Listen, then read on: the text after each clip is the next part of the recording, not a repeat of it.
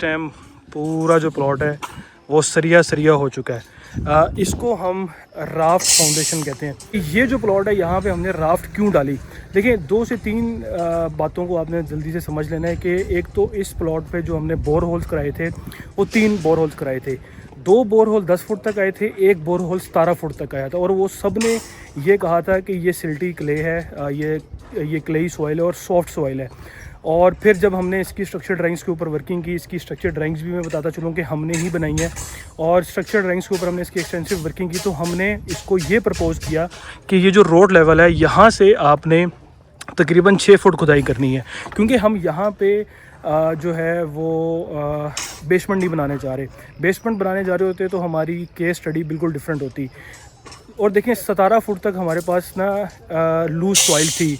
अब यहाँ पे हमारे पास ना 2-3 ऑप्शंस थी कि या तो हम पाइल फुटिंग में चले जाते या हम राफ्ट फुटिंग में जाते। ठीक है, जब आपके पास इतनी लूज सॉइल होती है जो 17 फुट तक, 20 फुट तक, 25 फुट तक है और आपको ये भी पता है कि आपने बेसमेंट नहीं बनानी, तो फिर आपको यहाँ पे जो आपके पास महदूद ऑप्शंस रह जाते हैं वो या तो पाइल फुटिंग्स रह जाती हैं या हमारे पास ये राफ्ट फुटिंग रह जाती है जो कि आपको नज़र आ रही है। 3-4 कंडीशंस में दी जाती है।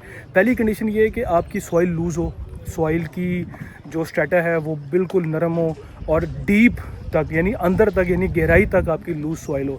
दूसरा ये होता है कि आपको सेटलमेंट का खर्चा हो। इसकी जो सॉइल टाइप थी वो ये रिप्रेजेंट कर रही थी कि कल को जो ये मिट्टी है ये बैठ सकती है। और तीसरा ये कि जो बिल्डिंग हम बनाने वाले हैं उसका लोड भी तो काफ़ी ज़्यादा है ना। अब उसका जो लोड है वो ये मिट्टी जो है वो बर्दाश्त नहीं कर सकती। ठीक है, स्ट्रिप फाउंडेशन जो थी वो बैठ सकती थी और जो अनइवन सेटलमेंट या जिसको हम डिफरेंशियल सेटलमेंट कहते हैं, यानी कि हो सकता है आधा प्लॉट बैठ जाए, पिछले वाला प्लॉट ना बैठे। ठीक है, राफ्ट फाउंडेशन डालने का फ़ायदा ये होगा कि अगर खुदा ना खास्ता ये कल को मिट्टी बैठती है, बिलफर्ज अगर उस कोने पे मिट्टी बैठती है या इस कोने पे मिट्टी बैठती है, तो ये पूरी राफ्ट फाउंडेशन जो है वो उसको अपलिफ्ट रखेगी, वो घर को बैठने नहीं देगी। और अगर सेटलमेंट होती भी है तो वो इवन सेटलमेंट होगी, उसको हम यूनिफॉर्म सेटलमेंट कहते हैं। यूनिफॉर्म घर के बैठने से घर को बिल्कुल भी नुकसान नहीं पहुंचता। एक तो हमारी अगर सेटलमेंट होती है तो इवन या यूनिफॉर्म सेटलमेंट, और टेक्निकल नेम यूनिफॉर्म सेटलमेंट है। दूसरा ये था कि ये 17 फुट तक यहाँ पे फिलिंग है, तो अब 17 फुट की फिलिंग को पाइल फाउंडेशन बहुत कॉस्टली थी, इसलिए हमने राफ्ट फाउंडेशन कंसिडर की। और तीसरा कि यहाँ पे जो एक बिल्डिंग लोड आता है, आपको भी पता है कि जो बिल्डिंग का वज़न होता है वो 0.4 से लेके 0.6 टन पर स्क्वायर फुट तक होता है। ठीक है, तो ये वो राफ्ट जो है वो ये बिल्डिंग टाइप जो है वो इसको बर्दाश्त कर सकती है।